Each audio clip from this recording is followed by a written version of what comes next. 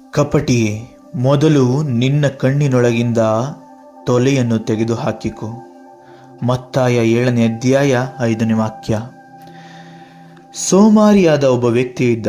ಆತನಿಗೆ ಕೆಲಸ ಆದರೆ ಸಾಕು, ಅದು ಹೇಗಾದರೂ ಆಗಲಿ ಎನ್ನುವ ಮನಸ್ಥಿತಿ.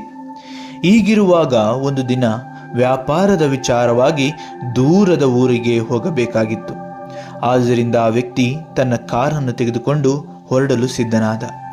ಆ ವ್ಯಕ್ತಿ ಎಷ್ಟು ಸೋಮಾರಿ ಅಂದರೆ ಆ ಕಾರನ್ನು ಒಂದು ಸಾರಿಯೂ ತೊಳೆದೇ ಇರಲಿಲ್ಲ. ಇದರಿಂದ ಮುಂದಿನ ಗ್ಲಾಸ್ ಮೇಲೆಲ್ಲ ಧೂಳು ಕೂತಿತ್ತು.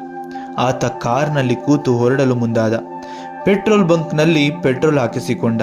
ಹಾಗೆಯೇ ತನ್ನ ಪಯಣವನ್ನು ಮುಂದುವರೆಸಿದ. ಸಂಜೆಯಾಯಿತು. ತನ್ನ ಗಾಡಿಯ ಹೆಡ್ಲೈಟ್ ಆನ್ ಮಾಡಿಕೊಂಡ. ಕಾಡಿನ ಮಧ್ಯದ ದಾರಿ ಸಂಪೂರ್ಣ ಕತ್ತಲಿತ್ತು. ಮುಂದೆ ದಾರಿ ಸರಿಯಾಗಿ ಕಾಣುತ್ತಿರಲಿಲ್ಲ, ಏಕೆಂದರೆ ಆತನ ಕಾರಿನ ಗ್ಲಾಸ್ ಮೇಲೆ ಸಂಪೂರ್ಣವಾಗಿ ಧೂಳು ಕೂತಿತ್ತು. ದಾರಿಯಲ್ಲಿ ತಿರುವು ಬಂದಿತು, ಆದರೆ ಈತ ಸರಿಯಾಗಿ ಕಾಣದ ಕಾರಣ ನೇರವಾಗಿ ಕಾಡಿನ ಒಳಗೆ ಹೋಗಿಬಿಟ್ಟ.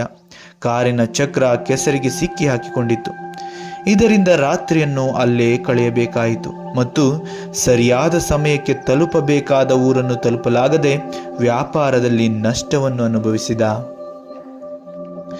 ಪ್ರಿಯರೇ, ಈ ದೃಷ್ಟಾಂತವು ವಿಭಿನ್ನವಾದ ವಿಚಾರವನ್ನು ನಮಗೆ ತಿಳಿಸುತ್ತದೆ. ಏನೆಂದರೆ, ಆ ವ್ಯಕ್ತಿಯು ಕೆಲಸ ಆದರೆ ಸಾಕು, ಆ ಕೆಲಸ ಹೇಗಾದರೂ ಆಗಲಿ ಎನ್ನುವ ಮನಸ್ಥಿತಿ ಉಳ್ಳವನಾಗಿದ್ದ ಮತ್ತು ಅವನಲ್ಲಿ ಕಾರಿತ್ತು, ಪ್ರಯಾಣ ಮಾಡಲು ಪೆಟ್ರೋಲ್ ಇತ್ತು ಮತ್ತು ಹೆಡ್ಲೈಟ್ ಕೂಡ ಇತ್ತು. ಆದರೆ ಅವನು ತಲುಪಬೇಕಾದ ಊರನ್ನು ತಲುಪಲು ಸಾಧ್ಯವಾಗಲಿಲ್ಲ, ಏಕೆಂದರೆ ಆತನ ಕಾರಿನ ಗ್ಲಾಸ್ ಮೇಲಿದ್ದ ಧೂಳು ಮುಂದಿನ ದಾರಿಯನ್ನು ಸರಿಯಾಗಿ ಕಾಣದಂತೆ ಮಾಡಿತ್ತು. ಇದೇ ರೀತಿ ನಾವುಗಳು ಕೂಡ ಲೋಕದ ಪಯಣವನ್ನು ಸಾಗಿಸಲು ದೇಹವೆಂಬ ಕಾರನ್ನು ಹೊಂದಿದ್ದೇವೆ.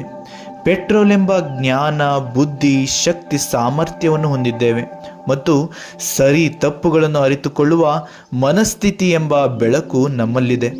ಆದರೂ ನಾವುಗಳು ಮಾತ್ರ ಜೀವನದ ಕ್ಷಣಗಳನ್ನು, ಘಟನೆಗಳನ್ನು ದಾಟಲು ತಕ್ಷಣಕ್ಕೆ ಸುಳ್ಳು, ಮೋಸಗಳೆಂಬ ಮತ್ತು ನಮ್ಮ ತಪ್ಪನ್ನು ಇನ್ನೊಬ್ಬರ ಮೇಲೆ ಹಾಕುವ ಧೂಳಿನಂತಹ ವಿಚಾರಗಳನ್ನು ನಮ್ಮ ಮನಸ್ಸಿನಲ್ಲಿ ಇಟ್ಟುಕೊಂಡಿದ್ದೇವೆ.